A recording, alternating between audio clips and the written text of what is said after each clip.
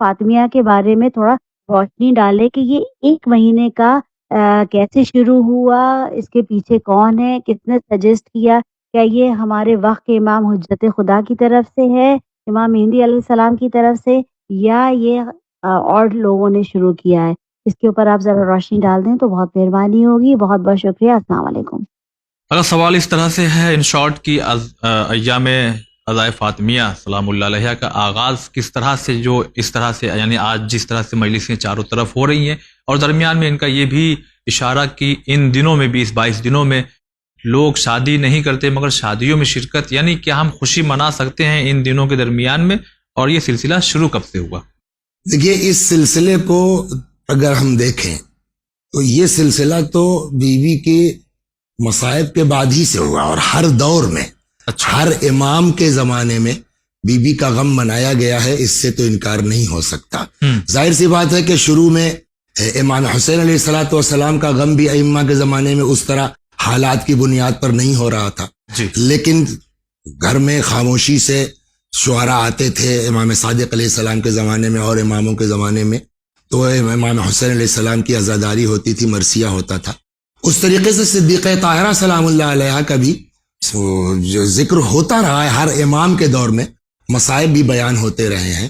اس کے بعد جس طریقے سے بقیہ عزاداری ہے ایران عراق میں، تو ایک زمانے سے جو ہے وہ چلا آ رہا ہے، بلکہ ایک چیز ملتی ہے آغا حکیم رضوان اللہ علیہ، جو آغا خوئی سے بھی پہلے مرجع تقلید تھے. تو عراق میں چونکہ 2 تاریخیں کہی جاتی ہیں، 13 جمادی الاول اور 3 جمادی الثانی، تو اس زمانے میں بھی تقریباً جو ہے وہ 15-20 دن کے حوزے میں تعطیل ہو جاتی تھی، چھٹی ہو جاتی تھی اور پورا عزاداری ہوتی تھی.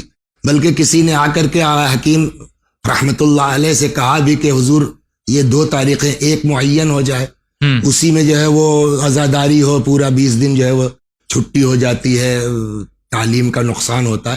آغا رونے لگے. انہوں نے کہا بھائی کیوں؟ کہا بھائی اسی بہانے سے کم از کم جو ہے وہ 20 دن سال میں بیوی کا ذکر ہو جاتا ہے، اور آپ اس کو بھی کم کرنا چاہتے ہیں. لیکن ہمارے ہندوستان میں جو محرم کی عزاداری ہے، اس کے مقابلے میں انڈیا میں نہیں اس طرح سے ہو رہا تھا. کہیں کہیں جو ہے وہ زنانہ تابوت نکل آیا یا عورتیں مجلسیں کر لیتی تھی، مردانی بھی ہوتی تھی تو بس ایک دن مجلس ہو گئی. اللہ کا شکر ہے ادھر 10-15 سالوں میں ہمارے مراجع کی توجہ سے، بعض بزرگ مراجع نے توجہ دی، یہاں مقامی ہمارے علماء بھی ماشاءاللہ جو اس پر متوجہ ہوئے، اور یہ سلسلہ اب اس صورت میں شروع ہوا ہے. اللہ کا شکر ہے، خدا اس میں اور اضافہ کرے. اب رہا ان کا دوسرا سوال کہ کیا ان ایام میں شادی بیاہ وغیرہ کرنا یا جو ہے وہ خوشی کے پروگرام میں شریک ہونا. تو ایک تو دیکھیے ائمہ اہل بیت علیہم الصلوۃ والسلام سے کلی طور پر ہمارے پاس گائیڈ لائن موجود ہے کہ جہاں امام نے فرمایا کہ ہمارے شیعہ ہماری خوشی میں خوش ہوتے ہیں اور ہمارے غم میں مغموم ہوتے ہیں.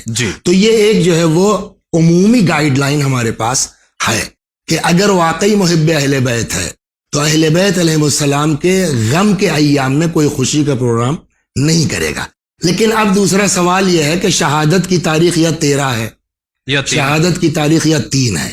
تو اب ان کا جو خاتون کا سوال تھا کہ کیا یہ پورا 1 مہینہ ہونا چاہیے یا درمیان میں، تو یہ اتفاق، یہ دیکھیے میں تلاش جو ہوئی تو یہ سوال مراجع سے بھی باز کیا گیا.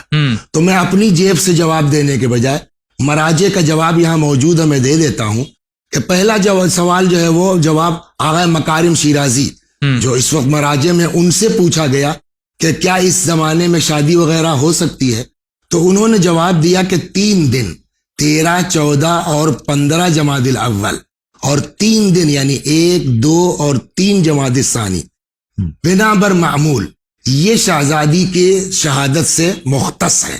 اور اس زمانے میں انسان کو جو ہے وہ احتیاط کرنی چاہیے خوشی وغیرہ سے، اس کے علاوہ کوئی حرج یعنی نہیں ہے، علاوہ جو ڈیٹ ہے اس میں کر سکتے. تو یہ تو آغا مکارم کا جواب ہوا.